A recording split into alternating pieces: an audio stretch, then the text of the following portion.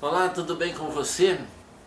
Eu sou o professor Hernani Freitas e quero mais uma vez fazer com você uma revisão.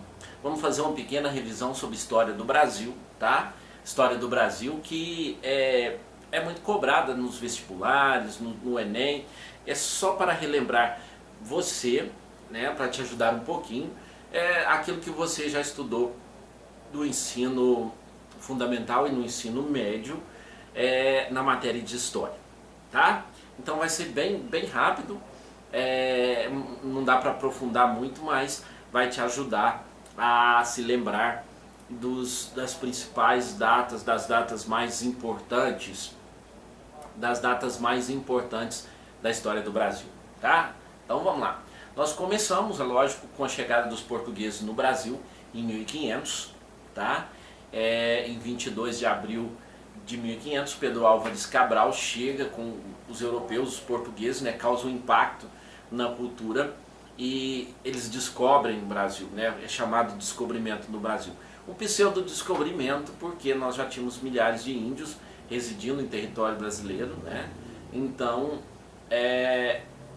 chega um descobrimento para os europeus e não para os índios que são brasileiros, não é verdade?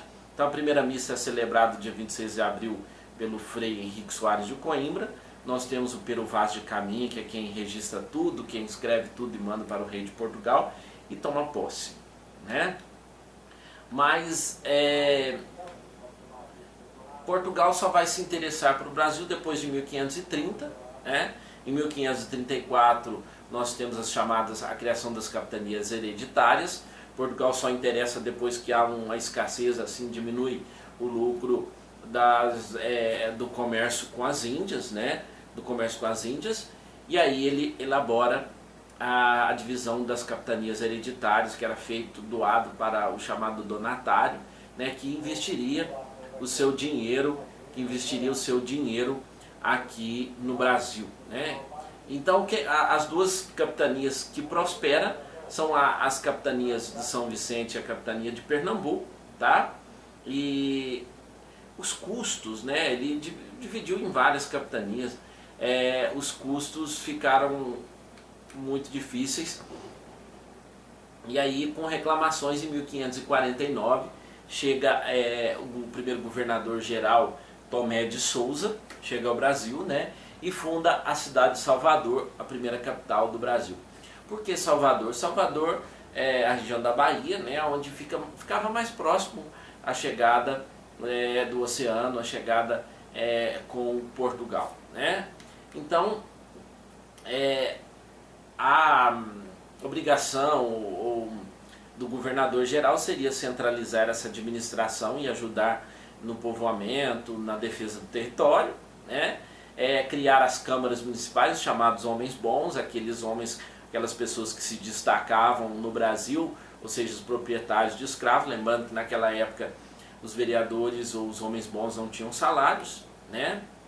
E em 1763 essa capital é transferida, né, do Rio de Janeiro, de Salvador para o Rio de Janeiro, né? Então a sede do vice-reinado do Brasil vai ser transferida para o Rio de Janeiro, tá? Então nós temos 1549 a capital Salvador, 1763 a capital Rio de Janeiro e 1960 a capital Brasília, que até hoje foi inaugurada pelo presidente JK, né? Em 1789 nós temos a Inconfidência Mineira, que é um movimento muito importante da história do Brasil e que tem certa influência da Revolução Francesa, né? Nos atos de liberdade, igualdade, fraternidade, que chega até as Minas Gerais pelos estudantes, os filhos de grandes garimpeiros, de grandes proprietários de terra, né? O que não funcionou muito bem para os inconfidentes foi que eles deixaram de fora uma grande parcela da população. Então a Inconfidência Mineira não se popularizou, né? Mas a Inconfidência Mineira foi um movimento que visava separar Minas Gerais de Portugal, o Brasil de Portugal, e que os inconfidentes brigavam por causa da derrama, da cobrança de impostos. Mas o Joaquim Silvério dos Reis um dos inconfidentes, é quem entrega esses inconfidentes, tá? Que entrega esses inconfidentes para o governador da época, mas quem acaba morrendo é somente Tiradentes, que se torna um mártir da história brasileira e que vem ganhar mais fôlego com a proclamação da República em 1789, tá? Praticamente 100 anos depois. E depois, em 1808, final de 1808, nós temos a vinda da corte portuguesa para o Brasil, devido ao bloqueio continental de Napoleão Bonaparte, né? Napoleão Bonaparte faz esse bloqueio e diz que todos os países que negociarem com a Inglaterra seriam punidos, teriam os exércitos os exércitos franceses poderiam investir. Dom João VI, que não era muito de briga, tadinho, muito pacífico, muito, né, como se diz, muito cagão, Dom João VI vem para o Brasil, lógico, escoltado pela Marinha Britânica, e essa Marinha Britânica, lógico que ela tira vantagem de tudo isso, né? Quando Dom João VI abre os portos brasileiros às nações amigas, é lógico que a Inglaterra estava passando pela Revolução Industrial, então ela perde Portugal, mas ganha o mercado brasileiro. E enquanto os outros países pagavam 24% de impostos sobre o produto, a Inglaterra pagava só 15%. Então o Brasil é abarrotado de produtos ingleses, né? E com outras vantagens. Então a passagem da família real para o Brasil foi muito importante. O Brasil deixa de ser uma mera colônia e passa a ser a sede do Reino de Portugal e Algarves, né? Dom João VI é coroado rei aqui no Brasil em 1818 com a morte de Dona Maria I a Louca. Então Dom João VI cria a imprensa régia, Dom João VI cria o Banco do Brasil, Dom João VI cria a Academia Militar, as faculdades de medicina, Biblioteca Nacional, a cultura, incentivou muito a cultura, trazendo muitos artistas de fora para cá. Então a vinda da família real foi muito importante. Eu indico para você, se você puder assistir, que vai te ajudar muito, o filme Carlota Joaquina, Princesa do Brasil, de direção da Carla Camurati, tá? Assista, que vai tendo como protagonista aí a Marieta Severo e o Marco Nanini, né?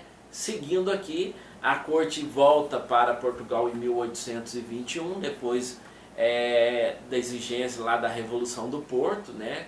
E então fica como príncipe regente do Brasil Dom Pedro de Alcântara, ou seja, que vai se tornar Dom Pedro I, né? Então, do ponto de vista cultural, o Brasil saiu ganhando com as medidas do rei, né? O rei trouxe para cá a missão francesa e várias outras coisas. Então, depois que o rei retorna a Portugal, Dom Pedro II é quem assume o trono de regente, né? Então, aí as cortes portuguesas, em 1822, dá um ultimato a Dom Pedro I para que retorne ao Brasil. Para que retorne a Portugal. E aí, Dom Pedro II saindo, Dom Pedro II fazendo uma viagem para São Paulo, indo para Santos, né? Você deve imaginar por que ele estava indo para Santos, mas esse não é o motivo dos nossos estudos. As margens do Riacho Ipiranga, um emissário da princesa Leopoldina, que também foi muito importante e foi a primeira mulher a assumir o poder no Brasil, tá? Ela manda um comunicado para que o marido assinasse, né, a independência do Brasil. Então assim, Dom Pedro faz em 7 de setembro as margens do Riacho Ipiranga. As más línguas falam que Dom Pedro teve um piripiri na barriga aí, né? Teve uma dorzinha de barriga que atrasou, que fez com que o emissário alcançasse Dom Pedro as margens do Riacho Ipiranga, né? Que era um riacho bem pequenininho. Ele só vai ser coroado em dezembro porque ele está em viagem a São Paulo. Enquanto isso, quem é a regente do trono é a princesa Leopoldina, tá? Então nós temos nossa independência de 7 de setembro de 1822. Em 1824 é ortogada a primeira Constituição brasileira, né? É lógico que ela não foi aprovada pelo parlamento, ela foi ortogada por Dom Pedro, porque ela não foi aprovada no parlamento, criou uma outra Constituição, mas essa Constituição restringia os poderes de Dom Pedro.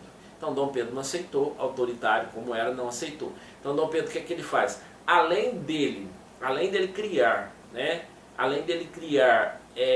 os três poderes, ele cria o poder moderador, que é o poder que está nas mãos do executivo, lógico, nas mãos dele, que controla todos os outros poderes. Então, em 25 de março de 1824, é ortogada, não é proclamada, né? Ela é ortogada a Constituição brasileira. Em 1831, Dom Pedro primeiro abdica o trono em nome de seu filho Pedro de Alcântara, de 5 anos, né?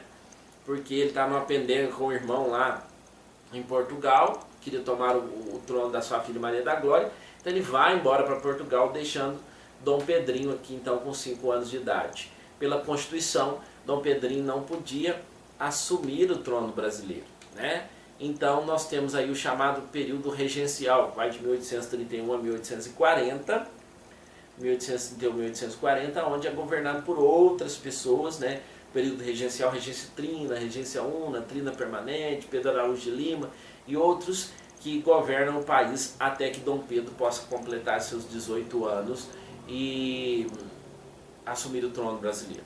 Dom Pedro assume o trono brasileiro com 18 anos? Assume e não assume, né? Por quê? Nós temos aí o golpe da maioridade. Antes do golpe da maioridade, desse período regencial, nós temos algumas revoltas que foram relevantes, que convém você pesquisar, pode cair também no Enem, nos vestibulares, né? Nós tivemos a cabanagem, de 1845 de 1835 a 1840, né? Lá no estado do Pará. Nós tivemos a balaiada, que ocorreu no estado do Maranhão, que vai de 1838 a 1841, e nós tivemos também a Sabinada, de 1837 a 1838, que ocorre na Bahia. Tá? E aí nós temos o golpe da maioridade. O golpe da maioridade é lógico em conformidade com o parlamento. Dom Pedro não tinha 15 anos completo ainda, mas eles aumentam lá, mexem no papel, né? E Dom Pedro aumenta a idade de Dom Pedro de 14 ou de 15 anos para 18 anos. Então Dom Pedro assume o trono brasileiro antes de completar 18 anos de idade normal. Mas no papel Dom Pedro já tinha 18 anos, isso foi chamado de golpe da maioridade. Então vem ter nisso aí o segundo reinado, que vai de 1840 até 1889, né, quando tem a proclamação da República. E Dom Pedro II foi um monarca muito respeitado por outros governantes. Dom Pedro II não era escravocrata, mas ele não tinha jeito, né? O Brasil era escravocrata. E o Brasil foi marcado por um crescimento grande e também por uma paz, uma prosperidade. Desculpa, uma paz, uma prosperidade assim, bem calma, né? Exceto por alguns traços, né, políticos, e nesse período nós temos aí a tentativa da construção de uma identidade do povo brasileiro, uma tentativa da construção dessa identidade do povo brasileiro lá fora. O Brasil passa a ser um pouco mais respeitado, né? Nós temos... Acho que eu vou ficar gripado. Nós temos aí nesse momento a Guerra do Paraguai, né? Que vai ser um entrave entre Dom Pedro II e Solano Lopes. Solano Lopes queria uma saída para escoar seus produtos para o mar, e o Brasil bloqueava isso, né? Nós temos o interesse aí da Inglaterra envolvida nisso, da Argentina e de outros países, e que vai levar à dizimação de 76% da população paraguaia, né? E até hoje o Paraguai não conseguiu se recuperar tanto igual era, devido à audácia tanto do governo brasileiro e também de Solano Lopes, né? Então, nós tivemos aí as chamadas leis para inglês ver, né? E foi a leis para inglês ver? Foram as leis que foram criadas em torno da abolição da abolição da escravidão, né? Nós tivemos a Lei Eusébio de Queiroz. Essa Lei Eusébio de Queiroz proibia o tráfico negreiro para o Brasil, mas isso tudo por pressão inglesa, né? Lógico, escravo não compra produtos, e a Inglaterra passava pela segunda Revolução Industrial e ela queria vender os seus produtos. Então, ela que também já tinha sido grande escravocrata, ela passa a proibir e a saquear os navios que vão, ou afundar os navios negreiros, né? Os navios negreiros. Então, eles são para o tráfico negreiro, mas continua o tráfico interno aqui no Brasil, né? Então, a expressão chamada leis para inglês ver, a expressão surgiu por volta de 1830, quando a Inglaterra exigiu que o Brasil aprovasse leis que impedissem o tráfico de escravos. Então, todos sabiam que essas leis não seriam cumpridas. Assim, essas leis foram criadas para inglês ver, né? Daí vem o termo, leis para inglês ver.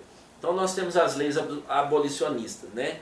1831, a Lei Barbacena, que é a abolição do tráfico de escravos no regente Feijó, tá?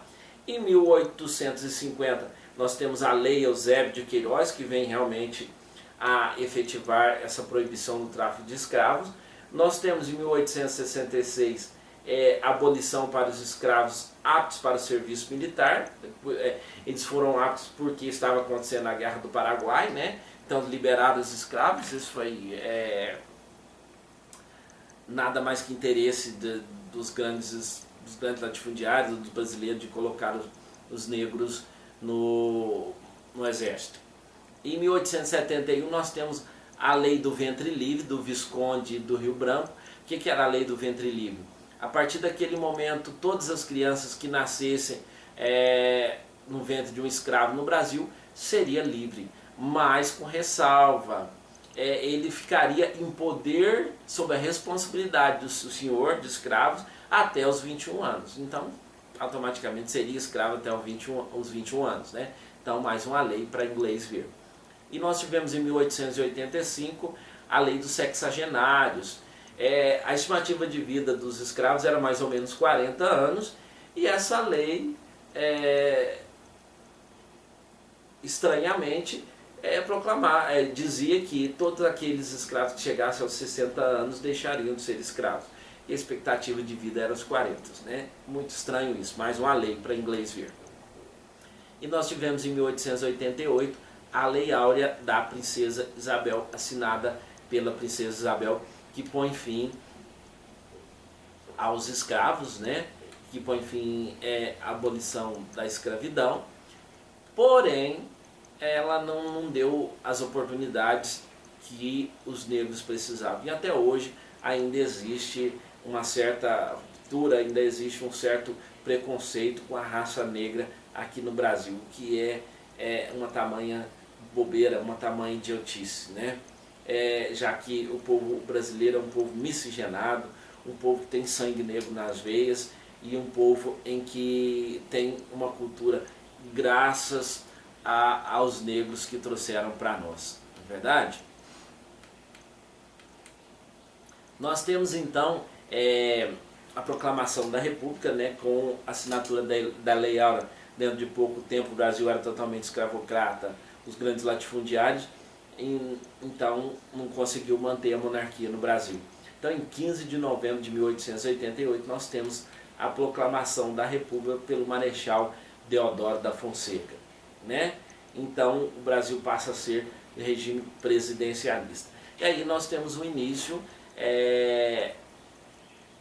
o governo provisório, né? Que é de 1889 até 1891.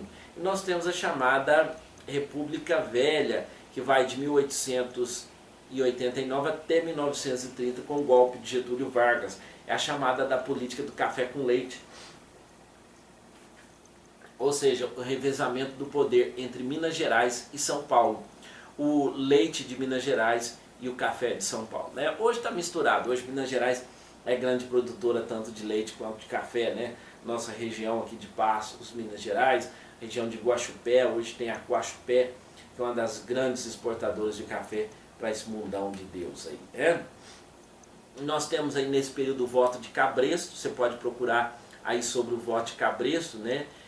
A ação dos coronéis nas eleições, então você pode fazer uma pesquisa mais sucinta sobre isso, porque sempre cai nos vestibulares, sempre cai no Enem sobre o voto de Cabresto, tá? Em 1930, Getúlio Vargas dá o golpe de Estado, né? Foi um movimento em uma revolta armada no Brasil, liderado, que tirou do poder o presidente Washington Luiz, né? Com o apoio de militares, também principalmente de Minas Gerais, né? Então nós tivemos aí a Era Vargas, 1930 a 1945, que é muito importante, sempre cai nos vestibulares, não esqueça disso, tá? Estude bastante a Era Vargas. Nós temos o nacionalismo e o populismo de Vargas. 1934 nós temos a Constituição. 1937 nós temos o início do Estado Novo, o Plano Cohen, né? O Plano Cohen, e é um plano arquitetado por Vargas para não sair do poder, né? Foi esparramado aí que os comunistas iriam invadir o Brasil, mas que era tudo mentira, então Vargas tem um pretexto para poder fechar o Congresso, tá? E aí,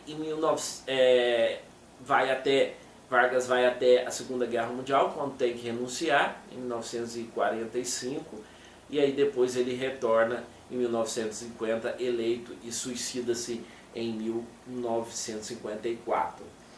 Um filme que eu indico para você assistir nesse período é Olga, né?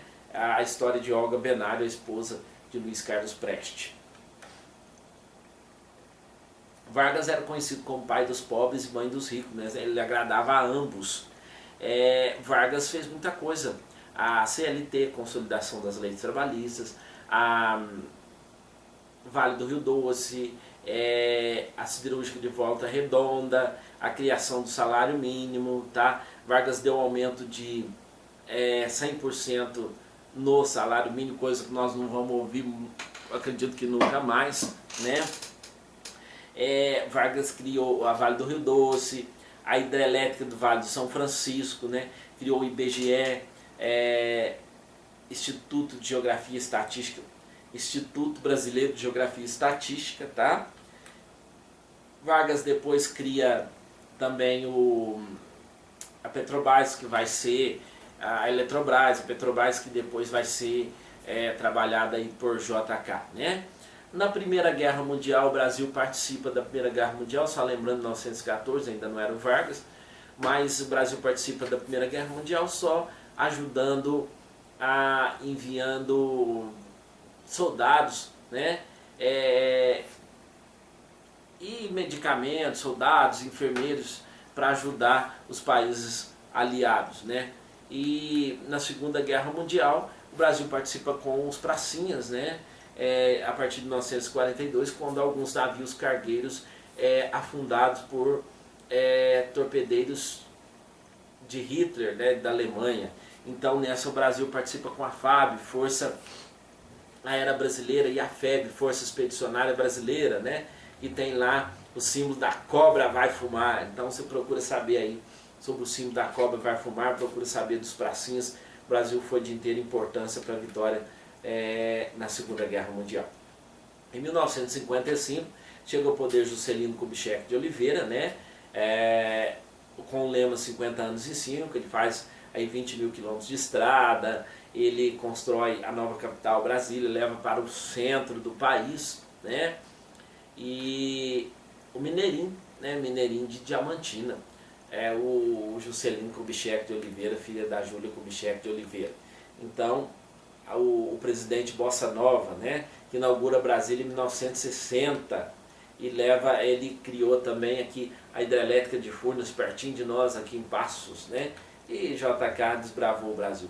JK só errou um pouquinho ao tirar toda a efervescência dos trilhos e jogar nas rodovias, né? Mas nem tudo é perfeito. Em 1961 nós temos o governo de Jânio Quadros, tá?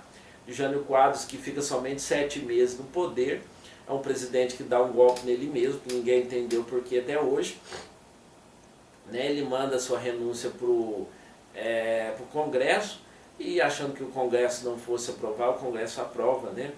E ele se distanciou muito do Congresso Nacional, coisa que pode ter acontecido também com o presidente Collor, que sofre impeachment, e com a presidente Dilma também, né? Então, depois nós tivemos Jango, que entra, né? Que Jango vai, João Goulart, seu vice, que vai até 1964 com o golpe militar. Nós temos o golpe militar, né? A partir de 31 de março de 1964, né? Que encerrou o governo de João Goulart. E se destaca nesse, né, na chamada ditadura militar. Foram anos complicados, né? Os atos institucionais, foram 17 atos institucionais, né? E entre eles, por exemplo, o AI-1, né? O ato institucional número 1, que dava ao governo militar o poder de alterar a Constituição, cassar leis legislativas, suspender direitos políticos por 10 anos e demitir, colocar em disponibilidade ou aposentar compulsoriamente qualquer pessoa que tivesse atentado contra a segurança do país, né? E aí nós tivemos o AI-5, nós tivemos várias pessoas que foram expulsas do Brasil, né? Nossos líderes, depois a lei de anistia, né? E aí nós tivemos vários presidentes, foram 20 e poucos anos. E nós tivemos aí o movimento pelas diretas já, em 1985, que é uma emenda que foi feita à Constituição pelo então deputado Dante de Oliveira, um deputado jovem, né, que cria todo um movimento em torno de Dante de Oliveira, tá? E Dante de Oliveira simplesmente pedia o retorno do presidente eleito por voto do povo, por eleições diretas, né? É lógico que não foi aprovada, o Congresso, os militares fizeram pressão, mas já não existia mais espaço para a ditadura militar no Brasil, né? Esse movimento das diretas já comoveu o Brasil, mas infelizmente no dia da votação se perdeu, né? Então agora tinha-se só mais uma chance, eleger um presidente civil. Então em 1985 foi eleito para presidente da República Tancredo de Almeida Neves, que não apoiava os militares, e apoiado pelos militares foi eleito o presidente José Sarney. O José Sarney ele apoiava os militares, né? Então podia ser eleito presidente de um partido e o vice do outro partido, não tinha problema nenhum, tá? Tancredo Neves não chegou a assumir a presidência, ele veio a falecer no dia 21 de abril de 1985, e aí uma nova comoção tomou conta do Brasil, né? O povo tinha medo de que o Brasil não fosse retomar ou voltar à democracia, mas por pressão popular José Sarney diz que vai retomar a democracia. Então quem faz a transição da ditadura militar para a democracia é o presidente José Sarney, que assume o governo em março de 1985, tá? Mas o primeiro presidente nós tivemos, José Sarney faz um governo conturbado, né? Ele aprova aí a Constituição Cidadã de 1988, procure saber sobre a Constituição Cidadã, né, que é a Constituição que rege a Magna Carta de nosso país hoje, que é a Constituição que rege nosso país hoje. E o presidente José Sarney chegou a deixar o Brasil com uma inflação de mais ou menos 1.900%, tá? Então, no lugar do presidente José Sarney, o primeiro presidente eleito por voto do povo foi o presidente Fernando Collor de Mello, tá?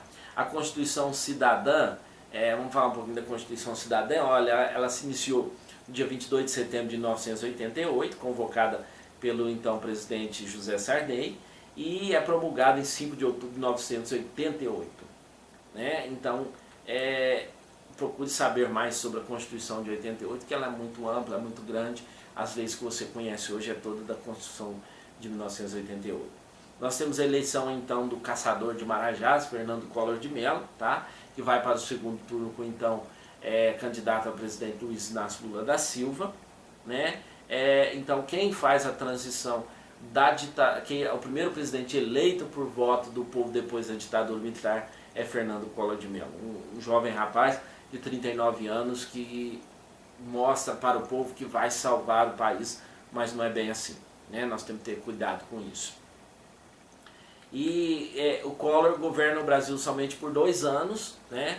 E aí tem o chamado PC Farias, tráfico de influências e várias outras coisas. O Congresso Nacional aí faz o impeachment do presidente Collor. Então é o primeiro presidente a ter o seu impeachment no Brasil e na América Latina. Ele governa o Brasil somente até 1992. Depois nós temos, assume o governo, seu vice, o presidente Itamar Franco. Itamar Franco governa o Brasil de 92 a 94, e o Itamar Franco se destaca por 2 momentos, né? É um presidente honesto, não tem nada que desabone o presidente Itamar Franco, mineiro, lógico, né? Mineiro é sempre muito bom.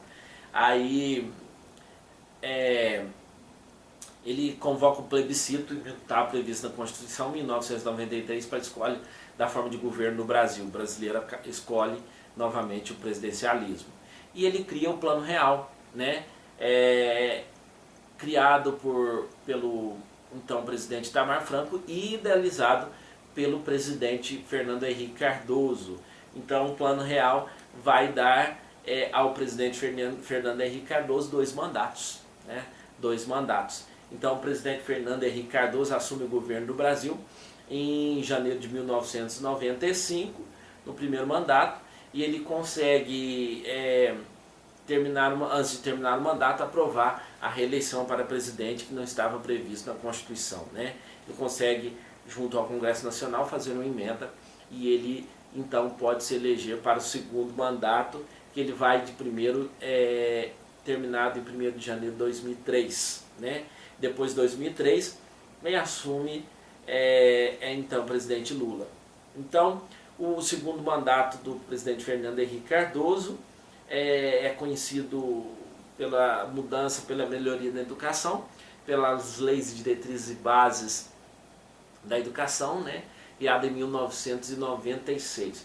Quem conhece de educação, pedagogos, né? Sou também pedagogo, quem conhece aí das leis vai saber que essas leis de diretrizes bases da educação caem em muitos concursos e muita coisa, né?